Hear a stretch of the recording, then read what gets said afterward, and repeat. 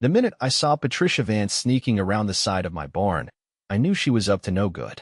Patricia, our HOA president and the queen of passive-aggressive notes, had it out for me ever since I refused to repaint my mailbox approved beige. I leaned against the fence, arms crossed, watching her fiddle with something behind my tractor. It didn't hit me right away what she was doing until I caught the glint of my red fuel can in her hand. "You've got to be kidding me," I muttered. "My name's Jack Fuller, and I bought this 5-acre slice of heaven to get away from people like Patricia." Unfortunately, the HOA got their claws into this neighborhood before I moved in. When I saw her pour my tractor's diesel into a couple of plastic containers, I wasn't just mad, I was stunned. What kind of lunatic steals tractor fuel? I stomped over. "Hey, Patricia, planning a joyride on my John Deere." She jumped about a foot in the air, nearly dropping the can. "Jack, you scared me. I was just, inspecting. You know, HOA business." "Inspecting my fuel supply?" I said deadpan. "Is that in the bylaws now?" She flushed, but straightened her gaudy pearl necklace like she had the moral high ground. "You left hazardous materials unattended. It's against community safety codes. I'm confiscating it." "Confiscating it into your party stash, you mean?" I pointed at the second can already loaded into the back of her golf cart. It was decked out with streamers and banners that read, "Happy Birthday, Cheryl." She blanched. "That's unrelated." I knew Cheryl, her partner in crime on the HOA board, was turning 60 that weekend, and Patricia had been blabbing about throwing a secret bash. HOA funds weren't supposed to be used for private parties, but Patricia always found a way around it. Now she was stealing fuel to run generators for her backyard blowout. "Tell you what," I said, pulling out my phone. "You're stealing fuel. That's a fire hazard.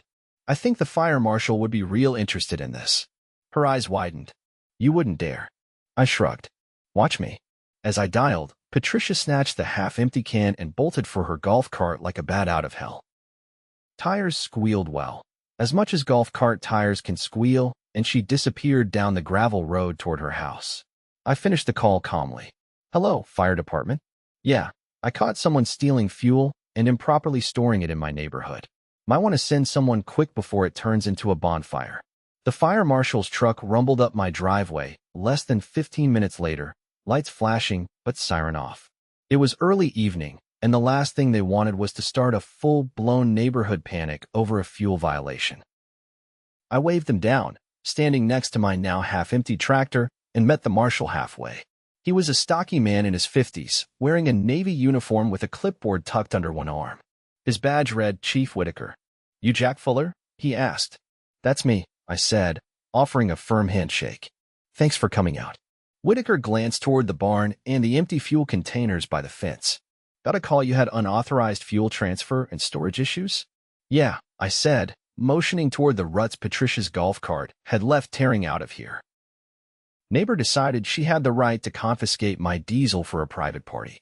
Whitaker's eyebrows lifted. "Confiscate? That's not a term we use lightly." "She said it was an HOA safety inspection," I added. "But she loaded it up in the back of her golf cart. She's throwing a birthday party tonight about 3 blocks over." Whitaker's jaw tightened. "Fuel theft, improper transport, no secondary containment. Yeah, this isn't just a slap on the wrist." Another truck pulled up behind his, this one marked with the county sheriff's office. Out stepped Deputy Lawson, a tall woman with a serious face and mirrored sunglasses even though the sun was halfway down. "Evening, Jack," she said. "Marshal called us in. Said this smells like more than a code violation." "You're not wrong," I said. "And I've got security footage to back it up." Whitaker nodded approvingly. "Mind if we take a look?" I led them into my workshop and pulled up the footage from the security cameras I had installed after the last time Patricia tried to cite me for excessive tool noise. This time, the cameras were my best defense. I played the clip of Patricia sneaking around, yanking open my fuel cap, and siphoning diesel into her containers. Deputy Lawson watched without a word, arms crossed. When the clip ended, she blew out a breath. "That's theft. Plain and simple." Whitaker made a note on his clipboard. "And an extreme safety hazard. She's lucky she didn't light herself up." Lawson tapped her radio. "Dispatch, get me a unit over to 312, Willow Crest Lane. We've got probable cause for property theft and unsafe storage of flammable materials." Whitaker turned to me. "You want to press charges?" "Absolutely." I said without hesitation. Good, he said. Because even if you didn't, the county would. This is serious. They didn't waste time. Lawson and Whitaker rolled out, leaving a junior deputy behind to take my official statement. I finished signing the forms just as the radio crackled. Subject is in custody, the voice said. Found multiple fuel containers around the property. No proper storage. Open flames nearby. Setting up perimeter, requesting hazmat for inspection. The deputy looked up from her clipboard. Sounds like they hit the jackpot. I followed her outside to see a few curious neighbors peeking from behind hedges and porch railings.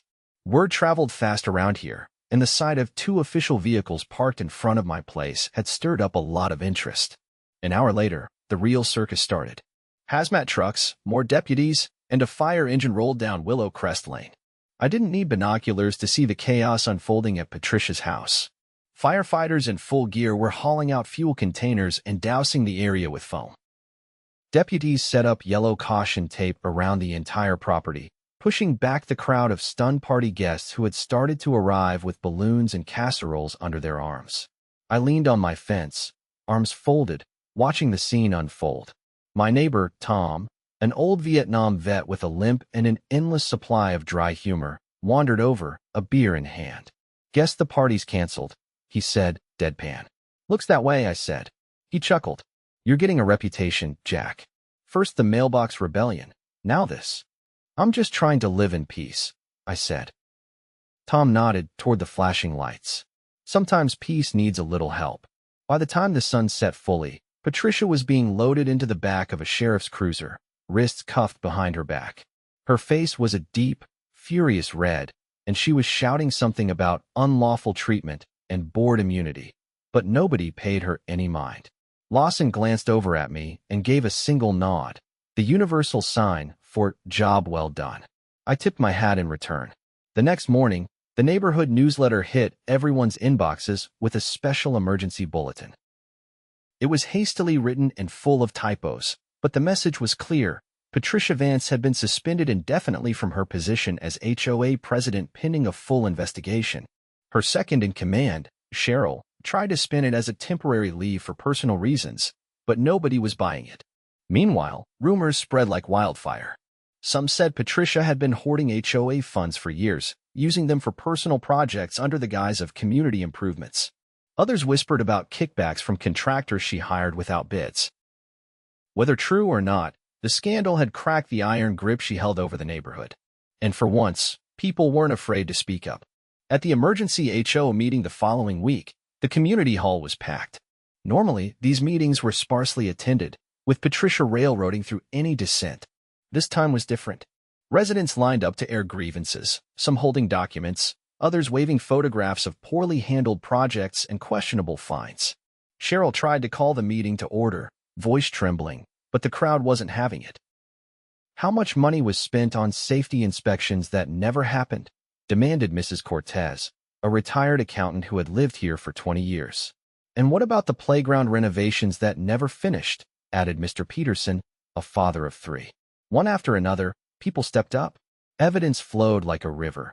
Missing invoices, padded expenses, mysteriously delayed projects. Turns out Patricia's fuel theft was just the tip of the iceberg.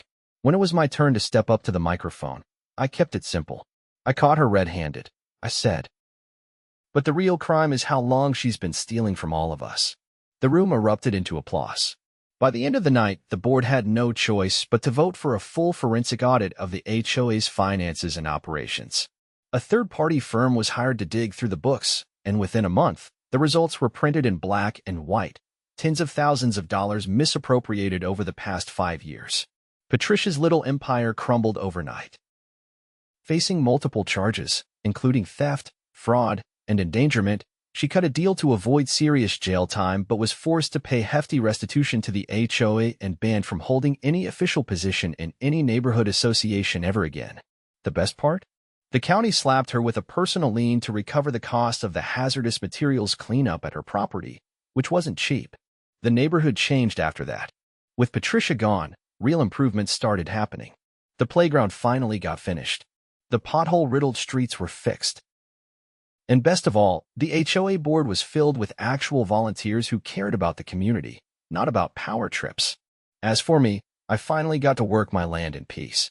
No more bogus citations. No more sneaky inspections.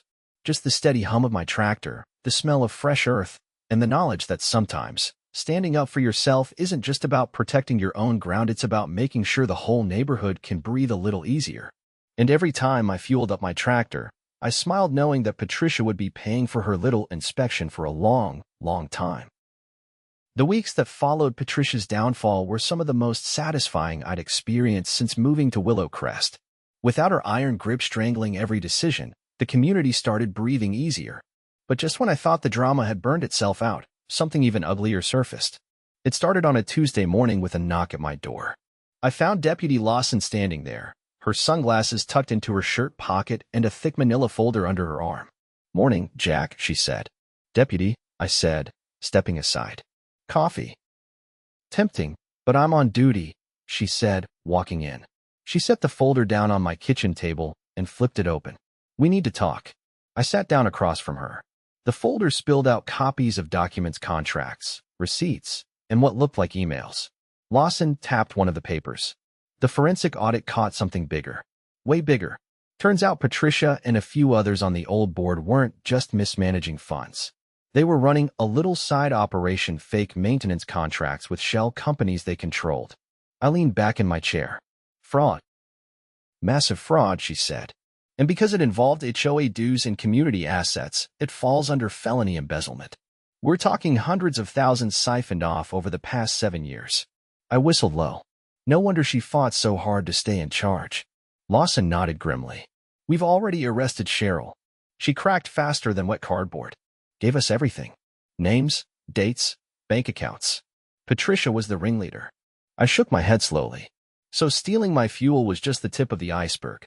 "Exactly," Lawson said. "And here's the kicker. Some of those fake companies were subcontracting real work badly. Electrical systems, playground equipment, even the storm drains. Half of them are unsafe because they cut corners to pocket more cash." I felt the anger rise in my chest. "Kids play at that park every day. Which is why the county's stepping in," Lawson said. "The HOA's effectively been dissolved for now. A receiver's been appointed to manage everything until a new board can be properly elected." I ran a hand through my hair. "What do you need from me?" "You're listed as a witness in the criminal case against Patricia," she said. "Your footage from the fuel theft is part of the evidence chain. And there's going to be a civil suit too. They're asking residents to testify about shoddy work, bogus fines, anything that can establish a pattern." I nodded. "I'll do it." Lawson packed up the folder and paused at the door. "One more thing. Keep an eye out. Patricia made bail yesterday. She's back," I said, standing up sharply. "For now," Lawson said. "Her trial's scheduled, but she's not allowed to contact any witnesses. If she tries anything, call me directly." I watched her drive off, the dread settling in my gut. It wasn't that I was scared of Patricia, but the idea of her skulking around, desperate and cornered, wasn't exactly comforting. That afternoon, I decided to make a few upgrades. I added 2 more security cameras, one covering the driveway and another pointed straight at the barn. I also reinforced the locks on the workshop. If Patricia thought she could intimidate me, she was going to be sorely disappointed. 2 nights later, just after sunset, I caught movement on the new camera feed. A figure lurked near the edge of my property, half hidden behind the old oak tree. Even in the dim light, the posture was unmistakable, tight, jittery, desperate. "Patricia." I didn't hesitate. I called Lawson's direct line. "She's here," I said. "By the south fence." "Stay inside," Lawson instructed. "We're 2 minutes out." I killed the porch lights and watched from the window. Patricia crept closer, carrying something glinting in her hand, a crowbar. I felt a cold fury settle over me. She wasn't just trespassing. She was planning to break in. True to her word, Lawson's cruiser tore up the gravel road less than 3 minutes later, siren off, lights flashing in strobe. Patricia froze like a deer caught in headlights. Then she bolted across the field, trying to make it to the woods beyond. Bad call. Lawson and her partner moved faster. They tackled her before she made it 10 yards. I stepped onto the porch as they cuffed her, face first in the dirt. Patricia was ranting, nearly incoherent. "You ruined everything," she shrieked. "This was my neighborhood. Mine." Lawson hauled her upright with no patience. "Not anymore." As they shoved her into the back of the cruiser, Lawson glanced over at me. "She just bought herself a whole new list of charges," she said. "What happens now?" I asked. "Judge is probably going to revoke her bail," Lawson said. "And with attempted burglary added to the fraud charges, she's looking at serious time." When they drove off, the neighborhood was eerily quiet. No one else had come outside. Maybe they were scared. Maybe they were just tired of the drama. The next morning, the news van showed up. Apparently, someone had tipped off a local reporter about the HOA scandal. By noon, the story was running on every local channel. Neighborhood tyrant faces felony charges in HOA fraud scheme. The footage they used wasn't flattering. Patricia, handcuffed and screaming in the back of a cruiser, her hair wild and her face twisted with rage. I didn't bother hiding my face during interviews. I stood right in front of my barn, arms crossed, and told them the truth. "She thought she could bully everyone into silence," I said. "Turns out, people have limits." By the end of the week, the county announced a full overhaul of HOA oversight laws. No more boards with unchecked power. No more secret budgets. Every HOA in the region would be subject to annual audits and mandatory resident votes on major expenditures. It didn't erase what Patricia had done, but it meant no one else could pull the same scams without getting caught early. The new receiver, a no-nonsense lawyer named Evelyn Park, called a community meeting at the town hall. This time, it was standing room only. Evelyn stood at the podium, crisp and calm in a navy suit. "You have a choice," she said. "You can rebuild this community with transparency and accountability. Or you can let the bitterness fester. I suggest the first option." Tom, standing near the back, muttered loud enough for everyone to hear, "About time we had someone with a brain in charge." The room chuckled, the tension easing slightly. Evelyn laid out a plan. Open nominations for a new board, mandatory training for all members, and a resident advisory committee to keep them honest.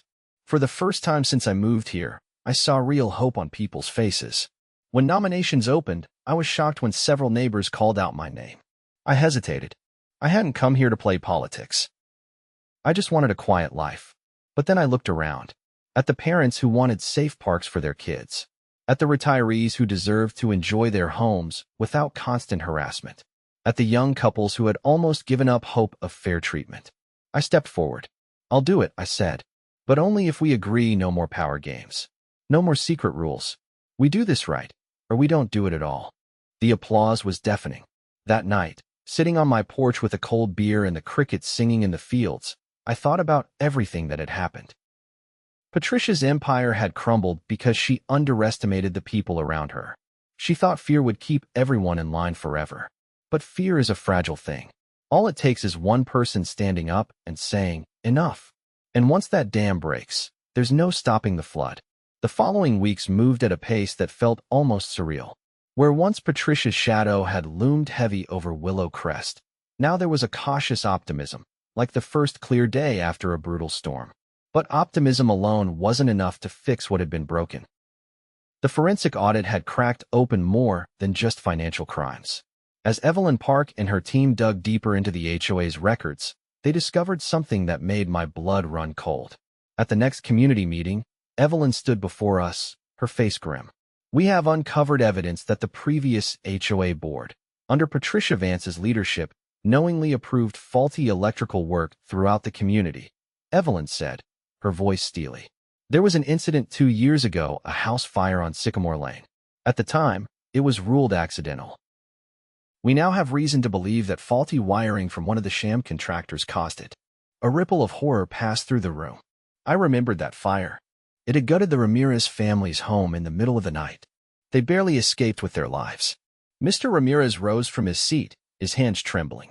"You're telling me our house burned down because of them?" Evelyn nodded solemnly. "Yes. And because of the fraudulent contracts, the insurance company denied your full claim.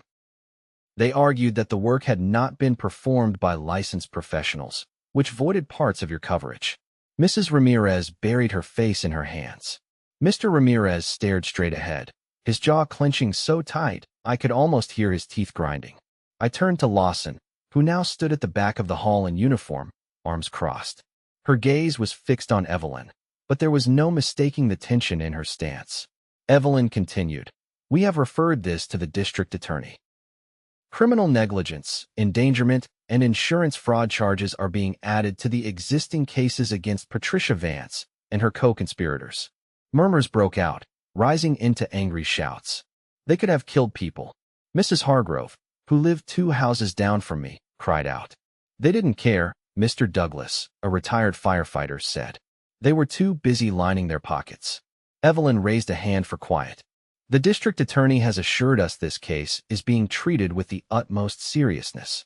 Grand jury proceedings are already underway. From that moment, the tone of the neighborhood changed. It wasn't just about mismanagement anymore. It was about betrayal of the worst kind. Deputy Lawson approached me after the meeting, her expression unreadable. You're going to be called to testify, she said. I figured, I replied. I'll be there. She hesitated, then added, this isn't just about money anymore, Jack. It's about lives. The system's coming down hard. I nodded, feeling the weight of it settle on my shoulders. The grand jury convened the following month. I spent hours in a cold, windowless room answering questions from sharp-eyed prosecutors. They wanted everything details about the stolen fuel, Patricia's behavior, the atmosphere she created on the board, and the way she systematically crushed opposition.